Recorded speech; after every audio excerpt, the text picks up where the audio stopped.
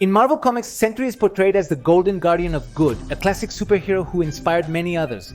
He possesses the power of 1,000,000 exploding suns and is even capable of rivaling the Hulk in his most powerful state.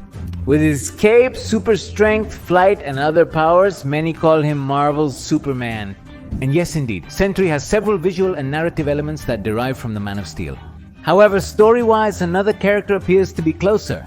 And one of the most emblematic features of Sentry is that he was originally introduced in Marvel Comics in a retroactive way. That is, as a character who was there before the Fantastic Four, Hulk or Spider-Man, but who was forgotten due to mysterious circumstances. This feature aligns more with another character than with Superman. A superhero with stories lost and forgotten in time, and who was also forced to live a completely normal life, not knowing that great power lay within him. Who is this character, and how does he relate to both Superman and Sentry? We're going to talk about that in this video because we're going to take a look at the original story of Sentry, the characters that inspired him and how they adapted this concept for the film. Neo Avengers or Thunderbolts for the buddies. Let's get started. Shall we first talk about who Sentry is in the comics? Robert Reynolds suddenly wakes up after hearing a distant thunder saying he's back already. His wife, not knowing what's happening, tries to get Robert back to bed, but he reassures her and tells her he's going to walk the dog. He doesn't want to worry her, it wouldn't make sense. But Robert knows that the Void, his greatest adversary, has returned, more cruel and dangerous than ever, and that only he has the ability to stop it.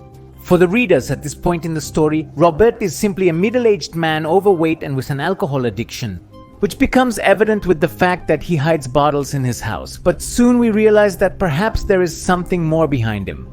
Robert's fragmented memories lead him to recall old Marvel comics about a young man discovering a secret formula.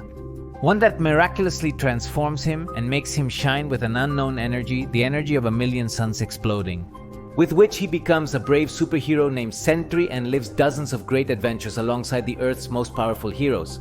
But if this is the case, why does no one remember him? That is, why does the Marvel Universe seem to have completely forgotten him? That is the premise of the comic The Sentry #1 by Paul Jenkins and Jai Lee. A comic where little by little we start to put together the pieces of the huge puzzle that is Robert Reynolds' mind. His relationship with other Marvel characters and a mysterious and dangerous adversary known as the Void. The Sentry's story involves fragmented memories and a forgotten hero, as we come to learn. We realize that the character is not as similar to Superman as we initially thought. Sentry is often considered a character derived from Superman due to several similarities between them. In his early comics, he was portrayed as the mightiest hero in his universe, embodying hope and the American way of life, who was loved and admired by everyone. He inspired a generation of superheroes who followed, like the Fantastic Four and the X-Men, until he was forgotten by the world. The new Avengers movie adapts elements of this, with the Sentry project aiming to create a superhero embodying iconic and timeless superhero qualities. Like the S emblem and suit, but this is only the surface of the character, as Sentry is essentially a simulation. His power comes from an addictive serum, not from the sun as he initially believes. Sentry's bravery masks a profound fear of open spaces. The most horrifying reality is that this once beloved national hero may have taken as many lives as he has saved.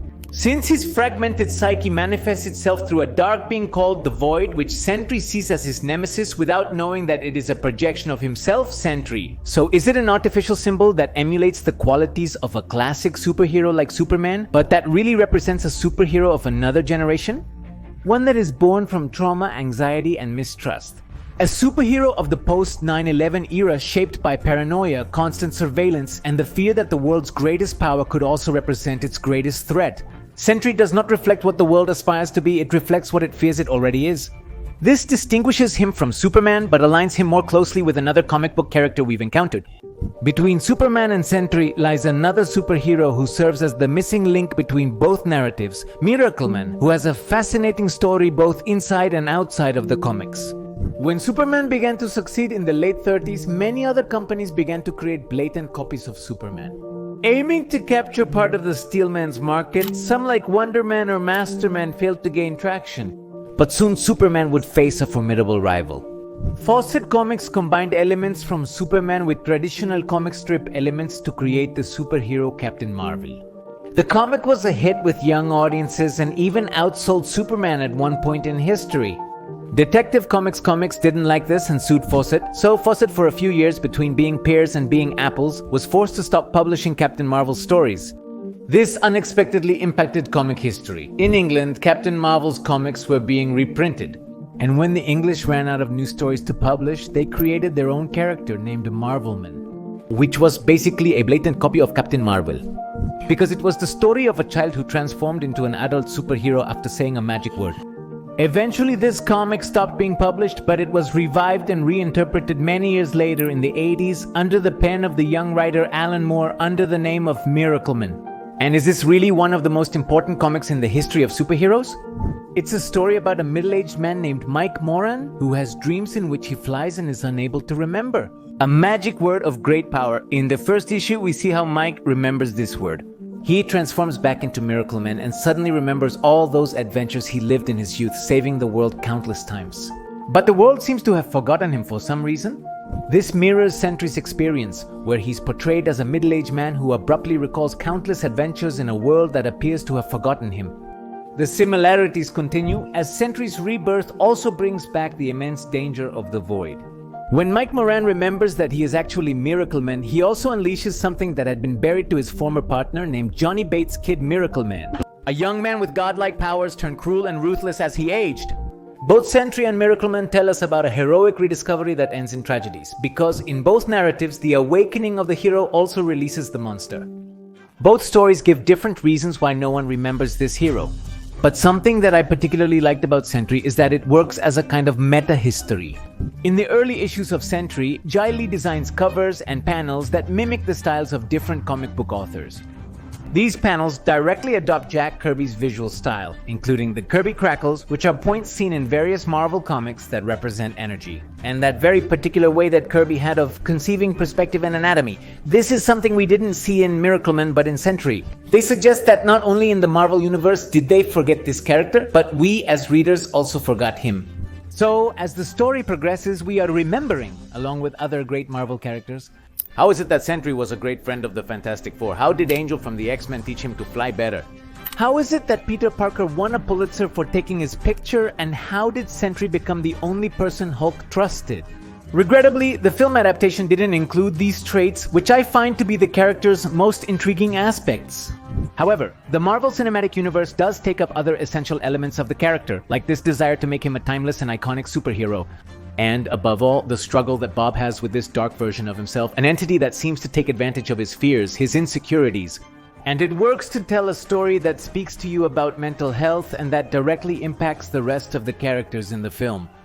This is understandable, as the Marvel Cinematic Universe is a franchise that appeals to the general public, not just comic book fans. So perhaps this concept of the meta-narrative and the forgotten hero would not have been so well received by the audience. Kevin Feige has followed a clear rule in building this great franchise. The goal is to craft simple yet captivating stories for all audiences. Stories that you could watch over and over again, but that captivate you from the start with their own simplicity. However, we must not forget that in the comics, Sentry has a fascinating origin, which goes beyond his strength, which is what many people know him for. It's about a character that was originally introduced to us. A meta-story that touches on mental health issues and certainly represents this paranoia that was experienced after 2001. That's why calling Sentry the Marvel's Superman is limiting the most interesting qualities of either of these two characters. Because both the Man of Steel and the Golden Guardian of Good have qualities that go far beyond brute strength. And there lies the true heart of each of these characters. If you're interested in the topic, I just uploaded a free infographic to my Instagram on how we went from Superman to Sentry with all the versions in between. I'm leaving you a video where I discuss the copyright issues surrounding Captain Marvel in detail. That's it for now. I am Gio, the Geek Monitor. Keep searching past the apparent.